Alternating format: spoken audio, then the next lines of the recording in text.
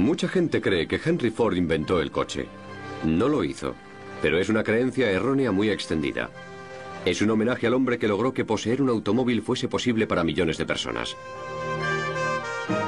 De su deseo de fabricar coches para las masas, surgió una gran empresa. Pero hay un coche que sobresale por encima del resto. El coche que hizo que todo fuese posible, el Modelo T.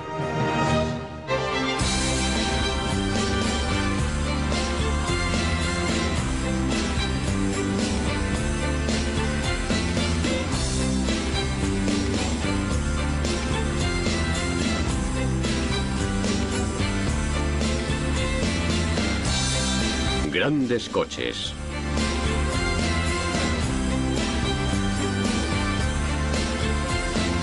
El Modelo T.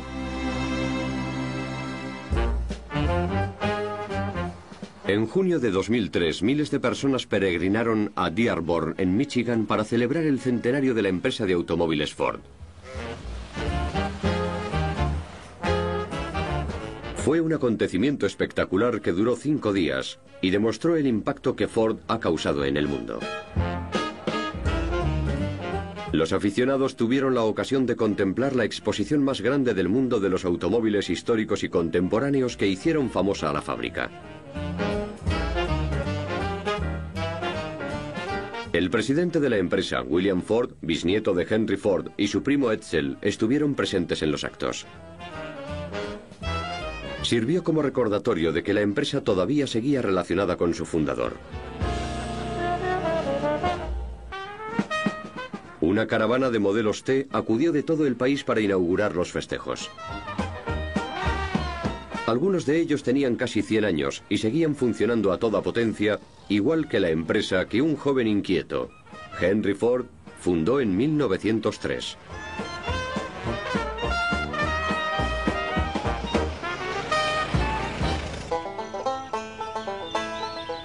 Ford nació en 1863 en una granja de Dearborn, en Michigan, en una época de cambios, durante la Guerra de Secesión estadounidense.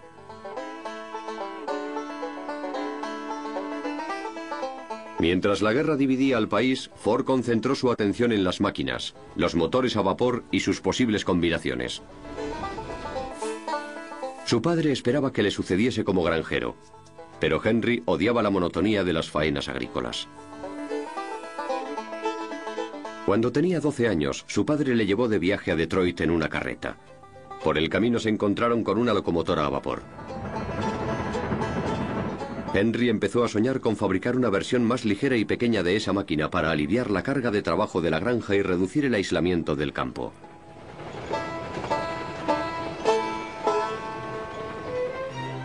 Estudiaba ingeniería en su tiempo libre y después del instituto entró a trabajar como técnico en la compañía eléctrica Edison de Detroit. Alquiló un garaje en la avenida Bagley de Detroit y empezó a trabajar para hacer su sueño realidad. Sustituyó la energía producida por el vapor por la que generaba la gasolina y empezó a experimentar con motores de combustión interna. No era la primera persona a la que se le había ocurrido dotar de motor de gasolina a los carros. Unos años antes, Daimler y Benz habían fabricado en Alemania los primeros prototipos que funcionaban, y también Panhard en Francia. Pero mientras los demás pioneros tenían como objetivo los ricos, Ford quería fabricar un automóvil rápido y barato.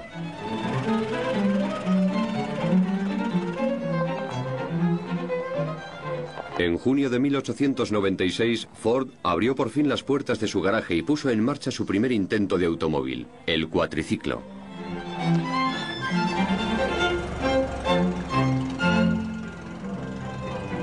Su motor de 4 cilindros estaba colocado sobre un pequeño bastidor de carro. El carro motorizado rodaba sobre unas grandes ruedas con radios de alambre que parecían de bicicleta. Mientras Henry trabajaba para perfeccionar su invento con un radiador, un carburador mejor y mayor potencia, la nueva empresa de automóviles de Detroit le contrató para que diseñase coches experimentales. Desgraciadamente, la empresa fracasó. Entonces Henry decidió concentrar su tiempo y su energía en un coche de carreras. Pensó que unas cuantas victorias le darían renombre y atraerían a socios que financiasen su coche soñado. En 1901, Ford fabricó el Sweepstakes, un trineo de estructura de fresno con ruedas que funcionaba con un enorme motor de 2 cilindros y 8,8 litros. El coche era bastante lento y daba miedo conducirlo. La dirección tenía que corregirse manualmente después de cada giro porque no se había inventado la tecnología que centraba automáticamente las ruedas. Ford y el Sweepstakes ganaron su primera carrera en 1901. Derrotó al principal fabricante de la época, Alexander Winton, que además era el campeón nacional reinante. Su victoria acaparó los titulares de todo el país. El siguiente coche de carreras de Ford, el potente 999, le deparó todavía mayor publicidad. On October 25th, 1902, Barney Oldfield set a world's record in the 999. He drove it a mile a minute, and this phrase ushered in a new era.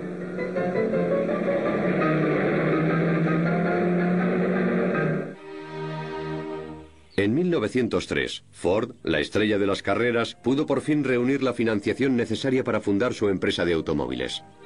Para aprovecharse de la fama de su nombre, la llamó Empresa de Automóviles Ford.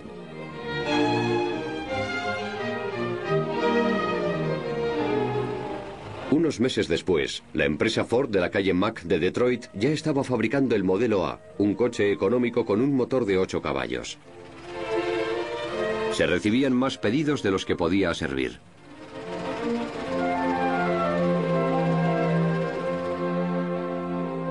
Tras el modelo A de 1903, Henry se saltó varias letras del alfabeto y lanzó directamente los modelos R y S en 1906. La fábrica original se le quedó pequeña y tuvo que trasladarse a unas instalaciones mucho mayores en la esquina de las calles Pickett y Bowen de Detroit. Sus coches se vendían, pero Ford no estaba completamente satisfecho con ellos. La mayoría seguían diciendo juguetes de rico. Dijo que quería fabricar un coche para las grandes masas con los mejores materiales posibles y la mejor mano de obra que pudiese contratar, para que cualquier hombre con ingresos decentes pudiera irse de paseo al campo y disfrutar de los grandes placeres de Dios.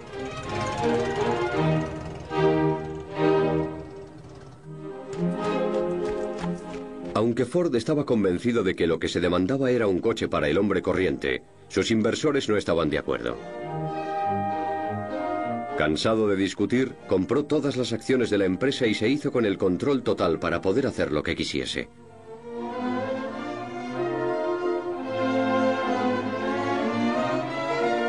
Reestructuró la fábrica de la calle Pickett para fabricar un coche nuevo, el modelo T. Reunió a un pequeño equipo de delineantes que trabajaron noche y día en un cuarto de 20 metros cuadrados en la parte de atrás de la fábrica. Para garantizar la confidencialidad, Ford instaló una mesa de dibujo sobre la que esbozar sus ideas a salvo de las miradas indiscretas de la competencia. Se llevó la mecedora de su madre para que le trajera buena suerte. Pasó muchas noches sentado en ella pensando en su coche.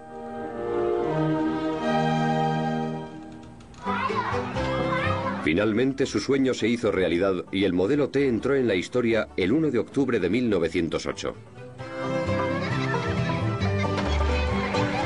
Ford lo llamó el coche universal y millones de personas lo apodaron cariñosamente el Lisi de hojalata. Muchos dicen que lo llamaron Lisi, diminutivo de lagarto en inglés, porque parecía un reptil ágil y veloz. Recurriendo a un juego de palabras en inglés, otros lo llamaron Flivver, porque decían que se movía tanto que te revolvía el hígado. El Lisi llevaba un motor de 4 cilindros y 20 caballos de potencia. Medía 2,10 metros de altura y pesaba solo 544 kilos. El chasis era ligero y resistente y estaba hecho de aluminio de vanadio. El modelo T no era un coche de carreras. La velocidad máxima que podía alcanzar eran 64 kilómetros por hora, suficiente para las carreteras sin asfaltar de la época. Pero tuvo un gran éxito. El primer año se vendieron más de 10.000 unidades, todo un récord para la industria. Los primeros compradores podían adquirir el Lisi de color negro, rojo, verde, gris y perla.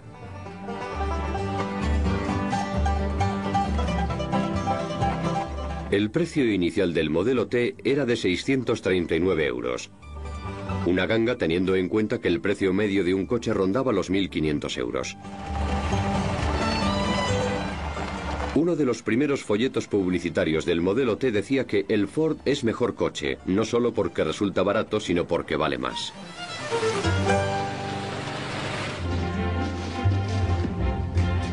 Ford tuvo que aumentar la producción para dar abasto a la demanda. Experimentó con distintas ideas.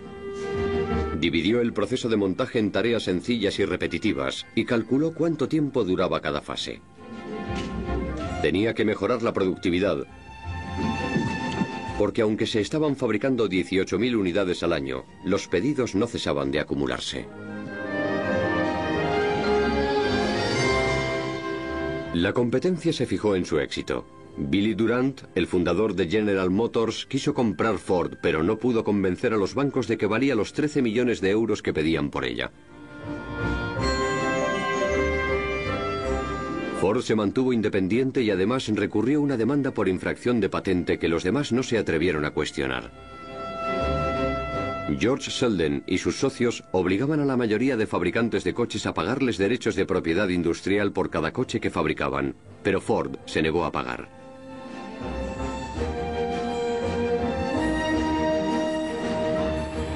Cuando un juez federal decretó invalidada la patente de Selden, la industria del automóvil pudo prosperar sin cortapisas. Ford se dio cuenta de que lo mejor de todo el proceso judicial fue la publicidad que recibió el modelo T. Publicidad gratuita era justo lo que necesitaba. Durante el juicio los pedidos se multiplicaron.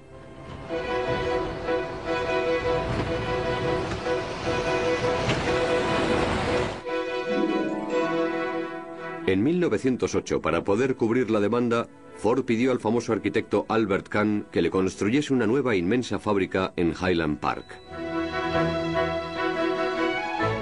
La fábrica de Highland Park era el encargo más grande que había recibido Albert Kahn. Él no creía que unas instalaciones de semejante magnitud pudiesen funcionar con eficiencia, pero decidió aceptar el proyecto. Cuando se inauguró la fábrica el día de Año Nuevo de 1910, se la apodó con el sobrenombre del Palacio de Cristal. Era una estructura de casi 300 metros de longitud con amplios ventanales que la recorrían de un extremo a otro. Resultó eficiente y moderna, pero en unos pocos años se quedó también pequeña.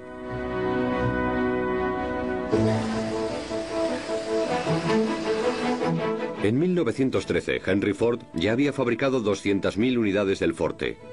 Había sido posible gracias a la primera cadena de montaje móvil. Cada obrero recibía las piezas correspondientes a través de una cinta transportadora, que desempeñaba una función específica con ellas y luego las pasaba a la siguiente etapa del proceso. Ford desarrolló este mecanismo inspirándose en el innovador sistema que empleaba un comerciante de carne de Chicago.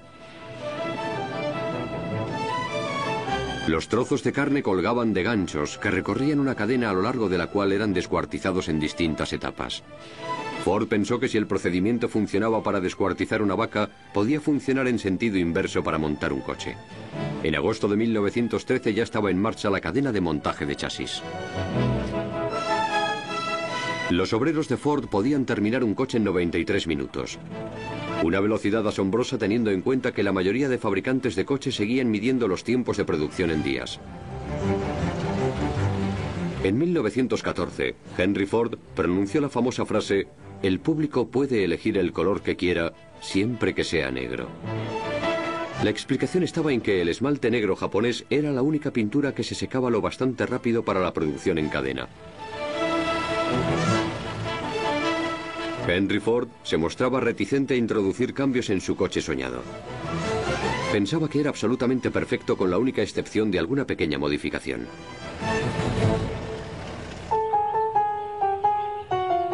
Uno de los cambios más sorprendentes que se produjeron fue la caída de los precios. En 1914 el modelo T solo costaba 360 euros, casi la mitad del precio original. El precio bajó gracias al desplome de los costes, producto de la eficacia de la producción en cadena y del uso de componentes estandarizados. En ese momento Ford fabricaba casi 300.000 unidades del modelo T al año. El coche se había convertido en un fenómeno. Más de 500.000 de estadounidenses conducían un Lisi de hojalata. La única calle pavimentada en la mayoría de poblaciones era la calle Mayor, que solía ser una calle de ladrillo de un solo carril. Pero después de que Ford construyera el primer tramo de carretera de hormigón, las cosas empezaron a cambiar. Como Ford había esperado, el modelo T sacó a la gente de las granjas y la llevó a las ciudades. Y también sacó a la gente de la ciudad y la llevó al campo. A medida que mejoraban las carreteras, la gente empezó a viajar e irse de vacaciones. El modelo T se utilizaba para viajes de placer.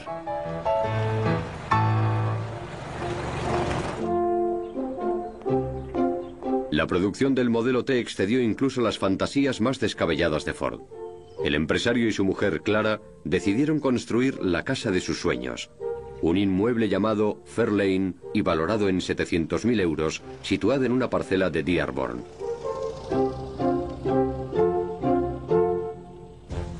Mientras Henry y Clara vivían a lo grande, sus 15.000 obreros empezaban a mostrarse descontentos. El trabajo en una cadena de producción era aburrido y tedioso. Ford desarrolló un mecanismo para evitar el absentismo y motivar a sus trabajadores. El 5 de enero de 1914 estableció el jornal de $5, unos 3,7 euros, que doblaba el salario mínimo existente. También redujo la jornada laboral de 10 a 8 horas. El anuncio de las medidas provocó disturbios porque miles de trabajadores se presentaron en la fábrica para solicitar uno de esos puestos también pagados. El incremento salarial escandalizó a los editores del New York Times, que creyeron que Ford era socialista. El Wall Street Journal se mostró indignado. Ford se encogió de hombros y dijo que cuanto más ganasen los obreros, más coches podrían comprar. Dijo que si se bajan los salarios se disminuye el número de clientes. Para algunos, Ford era un revolucionario. El modelo T significó una revolución de la vida rural. Sus jornales de $5 supusieron una revolución social y la cadena de producción una revolución industrial.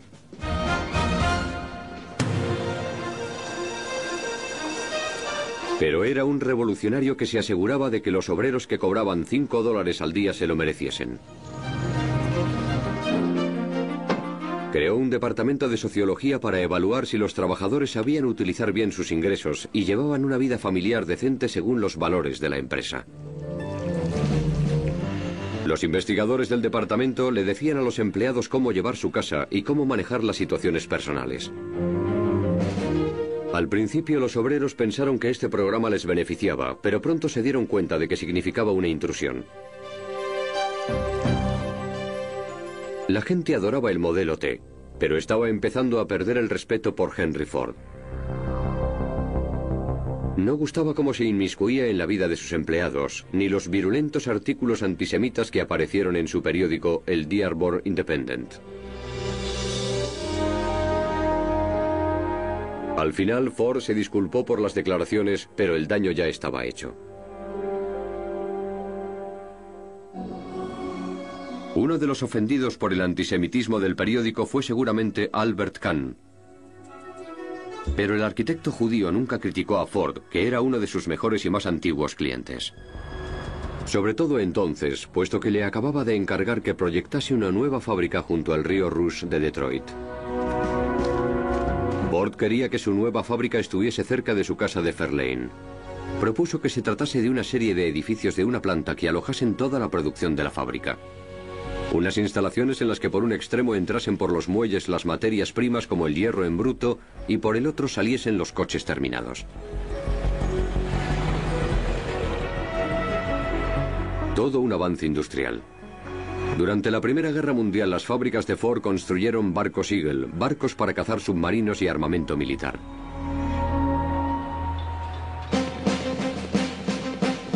También suministraron vehículos al cuerpo de ambulancias del ejército norteamericano y a la Cruz Roja de Estados Unidos, que conducían voluntarios como Ernest Hemingway.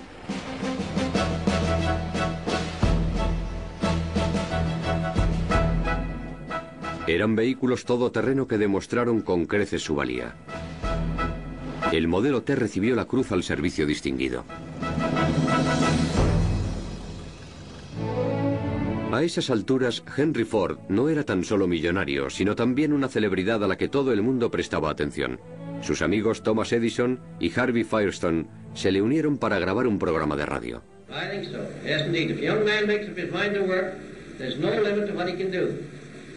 If he makes up his mind to go at it without the idea of work, he hasn't much chance. He must study and work, and he must go back in any art as far as he can, just dig up the very beginning, and he must, the more he goes back, the further he will be able to see ahead.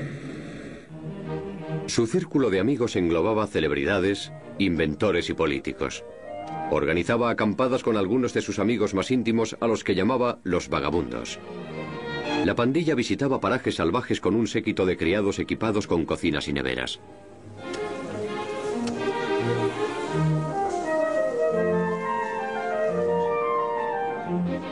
Entre los vagabundos se encontraban Thomas Edison, el presidente Warren G. Harding, Harvey Firestone y el naturalista John Burroughs.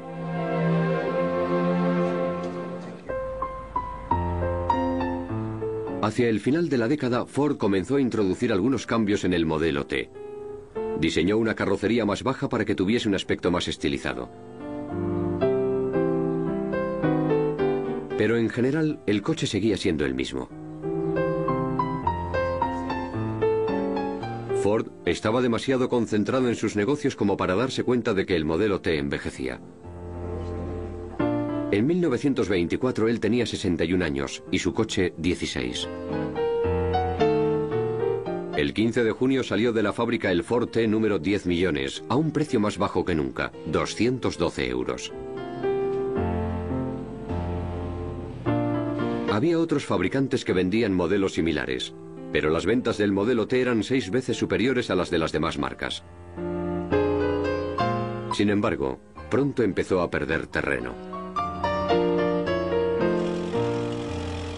Los Chevrolet costaban 110 euros más, pero la gente joven que quería parecer moderna los prefería. Los Buick de segunda mano costaban más o menos lo mismo que un modelo T y ofrecían más prestaciones, comodidad y estatus. Al final, Ford tuvo que reconocer que para el modelo T la carrera había terminado. El 27 de mayo de 1927 salió el último de la fábrica. Gente de todo el mundo lo echó mucho de menos. La viuda del novelista Sinclair Lewis escribió que su marido estaba más orgulloso de su modelo T que de su premio Nobel de la Paz.